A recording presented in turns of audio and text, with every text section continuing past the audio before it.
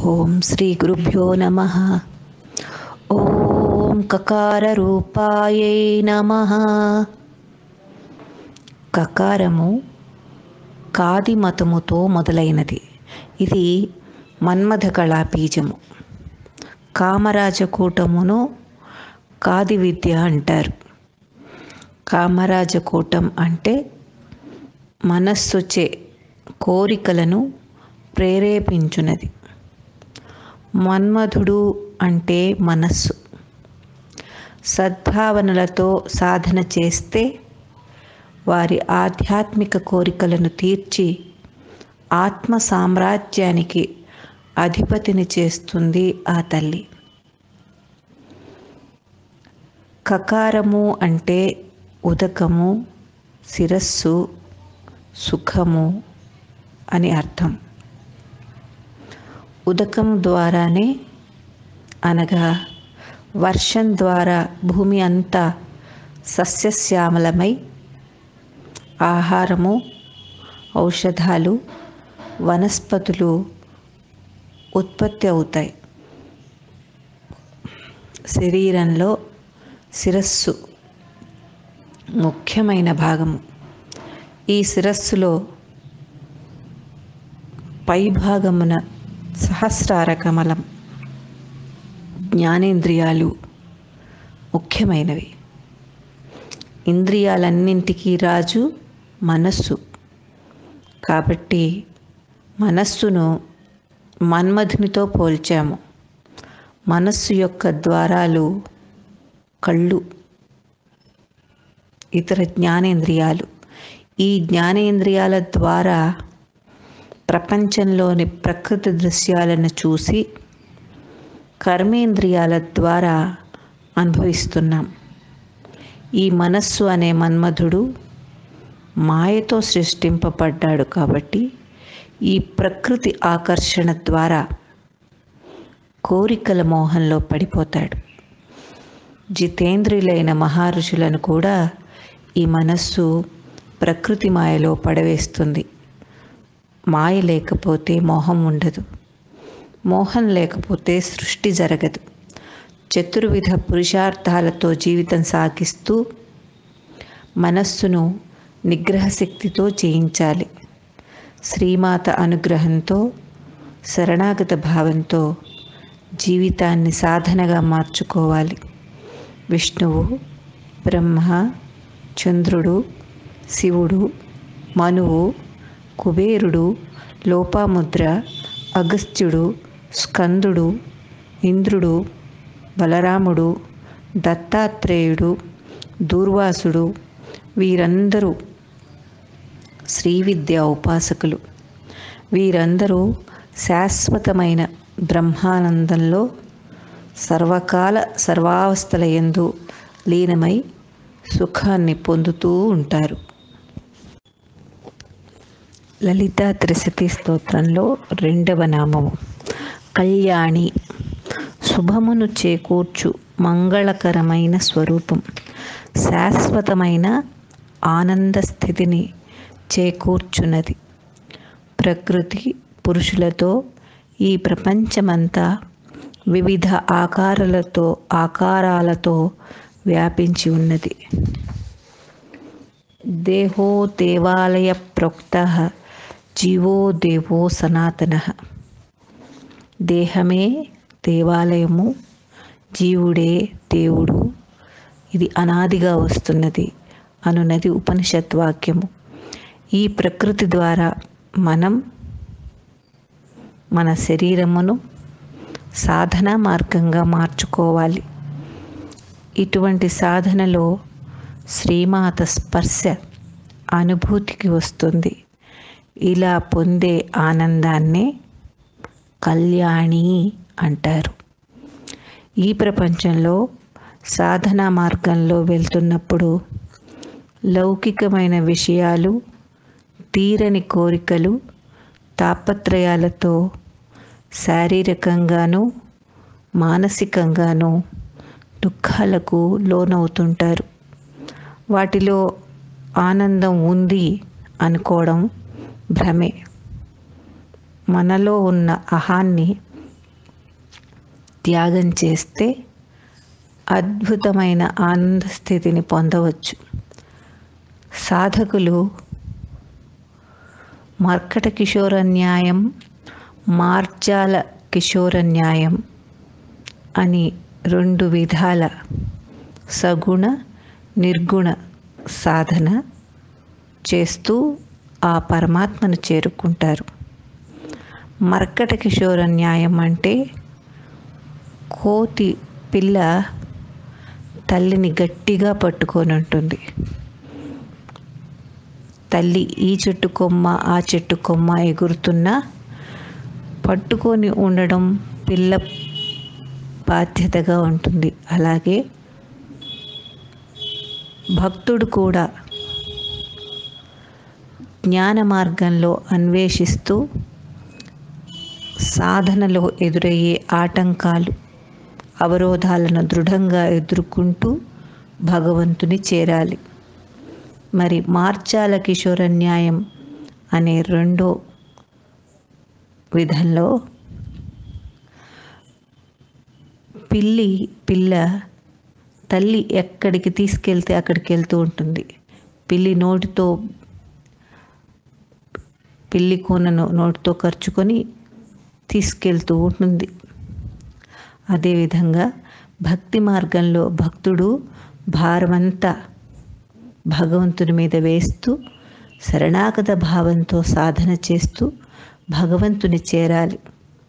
2 ఒకటే అయినా భక్తి భావంతో తల్లి మీద బాధ్యత వేసి తన సాధన తను చేస్తూ ఉంటాడు. ఓం కళ్యాణ గుణశాలిని. కళ్యాణములు కలిగించే గుణములు కలిగినది. కళ్యాణ గుణములు అంటే సత్య సంకల్పము. ఇది అందరి కోసం చేసేది. సత్యకామము, ఇది సద్బుద్ధితో కూడుకున్న కోరిక. సర్వాధిపత్యము అంటే సాధన చేత నిన్ను నీవు తెలుసుకొని ఎదుటివారికి ఆత్మతత్వాన్ని తెలియజేసే శక్తి. అది కూడా సేవాభావంతోనే చేయడం. 4వది సర్వేశ్వరత్వం. సృష్టి మొత్తం ఈశ్వరత్వమే వ్యాపించి ఉన్నది అనే భావన కలిగి ఉండడం. 5వది వామనేత్వ అంటే పుణ్యకర్మలు చేయించే శుభగుణమును కలిగి ఉండడం. 6వది సంయద్వామము అనగా సర్వశుభములు పొందు గుణమును కలిగి ఉండడం. సత్వగుణము చేత అందరి శ్రేయస్సు కోసం లోక కళ్యాణ కార్యాలు చేయడం, పరోపకార చింతన, ఎదుటివారిని ఆనందపరచడం ఈ కళ్యాణ గుణములలో శ్రీమాత శుద్ధ చైతన్య స్వరూపిణిగా విరాజిల్లుతూ ఉంటుంది. మనస్సును శుద్ధ చైతన్య శక్తితో అనుసంధానం చెయ్యాలంటే 8 సాధనా మార్గాలు పాటించాలి. ధ్యానం సిద్ధించినప్పుడు యోగం వస్తుంది. ఆత్మను పరమాత్మలో సంయమనం చెయ్యడమే యోగం. ఈ యోగం పొందాలంటే మనస వాచ కర్మణ సర్వము బ్రహ్మార్పణం చేసి సాధన చెయ్యాలి. యమ నియమ ఆసన ప్రాణాయామ ప్రత్యాహార ధారణ ధ్యాన సమాధి. ఈ 8 అష్టాంగాలు అంటారు. ఈ 8ంటిని. ఈ అష్టాంగాలను గురువు ద్వారా నేర్చుకుని అభ్యాసం చెయ్యాలి. మొదటిది యమము. ఇందులో ముఖ్యంగా మితమైన ఆహారం తీసుకోవాలి. బ్రాహ్మీ ముహూర్తంలో ప్రాణాయామంతో జపసాధన చేస్తూ జ్ఞానేంద్రియాలను, కర్మేంద్రియాలను నిగ్రహించుకొని సాధన కొనసాగించాలి. రెండవది నియమము. అహింస, ఆస్తేయము, రుజువర్తనము, సత్యము, ఓర్పు, నిష్ఠ కలిగి ఉండడం. మనస వాచ కర్మణ ఏ ప్రాణికి కష్టం కలిగించకూడదు. జీవహింస చేయరాదు. ఇలా ఎవరినీ హింసించకుండా 12 సంవత్సరాలు ఉంటే క్రూర మృగాలు సైతం వారి అధీనంలోకి వస్తాయి. అబద్ధాలు చెప్పకూడదు. నీతి నియమాలు కలిగి ఉండాలి. ప్రపంచంలో ఉండే చెడును స్వీకరించకుండా సద్బుద్ధితో సంఘంలో మెలగాలి. ఎంత కఠినమైనా సరే సత్యాన్నే పలకాలి. అష్టాంగ యోగములలో 4వది ప్రాణాయామం. గురువు ద్వారా పొందిన ఉపదేశ మంత్ర జపాన్ని ప్రాణాయామ పద్ధతిలో సాధన చేయాలి. ప్రశాంతంగా, స్వేచ్ఛగా శ్వాస నడుస్తూ ఉండాలి. శ్వాసను ఒక క్రమ పద్ధతిలో నియంత్రించాలి. 5వది ప్రత్యాహారం. బాహ్య ప్రపంచం వైపు పరిగెత్తే మనస్సును, జ్ఞానేంద్రియ కర్మేంద్రియాలను విచక్షణతో వెనుకకు తీసుకురావటమే ప్రత్యాహారం. 6వది ధారణ. ఒకే విషయము, ఒకే రూపము మీద దృష్టి పెట్టి ధ్యాస కలిగి ఉండటమే ధారణ. ఇతర విషయాల వైపు మనస్సు పోకూడదు. 7వది ధ్యానము. మనస్సు, బుద్ధి, చిత్తమును నీలో ఉన్న ఆత్మస్వరూపములో లీనము చేయడమే ధ్యానం. మనకు ఎంత వయస్సు ఉంటే అన్ని నిమిషాలు ధ్యానంలో ఉండాలి.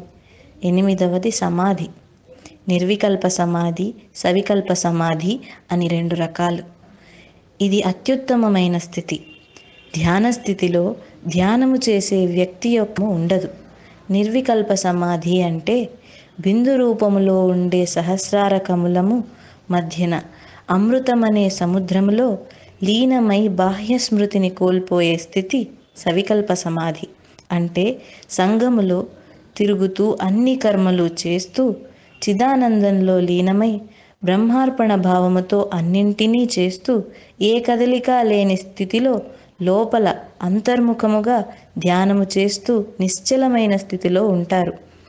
బాల ఉన్మత్త పిశాచీవత్ ఈ స్థితిలో పసిబిడ్డల తత్వానికి వీరు చేరుతారు.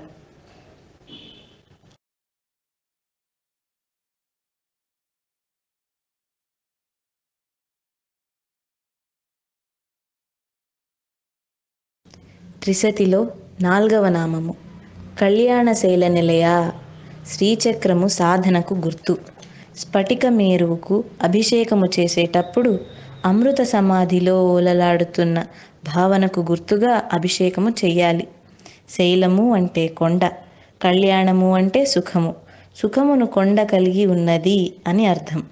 శిరస్సులో బ్రహ్మరంధ్రము పైన 2 అంగుళాల ఎత్తులో శుద్ధ చైతన్యము వ్యాపించి ఉంటుంది. కుండలిని శక్తి మూలాధారం నుండి షట్చక్రాల ద్వారా సాధన చేసి సహస్రారములో ఉండే బిందువుతో కలుస్తుంది. సాధకుడు ఊర్ధ్వముఖముగా సహస్రార చక్రములోని అమృతమనే సర్వానందమయ చక్రములో ఓలలాడుతూ ఉండే స్థితిని ఈ నామం తెలుపుతుంది. ఈ నామము సర్వానందమయ చక్రస్థితిని గురించి వివరిస్తుంది. సాధకుడు, ఉపాసకుడు అద్వైత స్థితిలో ఏకత్వములో ప్రకృతి అంతా చైతన్య రూపముగా ఒక్కటే అనే భావన కలిగి ఉంటారు. నిర్గుణంలో ఆ దివ్యతత్వము సంపూర్ణంగా అనుభవానికి వస్తుంది. ఈ స్థితిలో కైలాస శిఖరమైన, కళ్యాణశైలమైన, మణిద్వీపమైన అంతా ఒక్కటే, ఒకే తత్వం, ఒకే ఆనందం. అందరి హృదయాలలో ఉండే పరంధామం సర్వానందమయం. దానినే సాకార రూపములో ధ్యానం చేత శ్రీమాత స్వరూపాన్ని దర్శిస్తే బ్రహ్మానందం లభిస్తుంది. మేరువు అంటే మా ప్లస్ ఇరు, రెండు మాటలు కలిపితే కలిగే చైతన్య స్వరూపమే శుద్ధ చైతన్య శక్తిగా పరిభ్రమిస్తూ ఉంటుంది. స్ఫటిక మేరువు సాధనకు గుర్తు. స్ఫటిక మేరువును పూజిస్తే ఏకాగ్రత లభిస్తుంది. ఈ చైతన్యమే లేనప్పుడు సృష్టి జరగదు. ప్రతి సాధకుడు ఊర్ధ్వముఖముగా ఉండే మేరువును అనే శిఖరాన్ని చేరుకోవాలి. త్రిశతి 5వ నామము. కమనీయ, మనోహరమైన రూపము, గుణము కలది. ప్రేమ, దయ, వాత్సల్యం, కరుణ, అనురాగము, మమకారము, లాలిత్యము, సుకుమారము కలిగిన గుణాలతో సర్వప్రాణుల పట్ల వాత్సల్యము కలిగి తన చల్లని చూపులతో ఈ జగత్తునంతా వికసింపజేస్తుంది. ఈ రూపాన్ని చూస్తూనే అద్భుతమైన ఆనందము, సుఖము కలుగుతుంది. కమనీయం అంటే మనస్సుచే అనుభవించే ఆనందం. సృష్టికి ముందు ఏకం అద్వితీయం బ్రహ్మ అంటే ఆ పరమేశ్వరునిలో చైతన్యం కూడా లీనమై ఉంటుంది. అమ్మ ఈశ్వరునిలో నుండి బయటకు వచ్చినప్పుడే ఈ సృష్టి ఆరంభమవుతుంది. సర్వజీవుల హృదయంలో తేజో రూపంలో ఉండి బాహ్యంగా ఈ ప్రకృతి అంతా శ్రీమాతే వ్యాపించి ఉంటుంది. ఈ సృష్టి అంతా ధర్మబద్ధంగా శాసించి కాలానుగుణంగా నడిపించేవారు పరమేశ్వరులు. వీరిద్దరిది విడదీయలేని బంధం. శ్రీమాత ద్వారా ఈశ్వరతత్వాన్ని తెలుసుకునేటట్లు సాధన చేయాలి. ఆ శ్రీమాతను యంత్ర, తంత్ర, మంత్ర, జపసాధనల ద్వారా చేరుకోవాలి. ఆమె సాధకుని యొక్క అజ్ఞానము తొలగించి జ్ఞానాన్ని ప్రసాదిస్తుంది. సగుణ రూపంగా శ్రీమాతను తల్లిగా భావిస్తే సమస్త జీవుల పట్ల అనంతమైన ప్రేమను కురిపిస్తుంది. సర్వ సమర్పణ శరణాగత భావంతో ఆమె పాదాలను ఆశ్రయించాలి.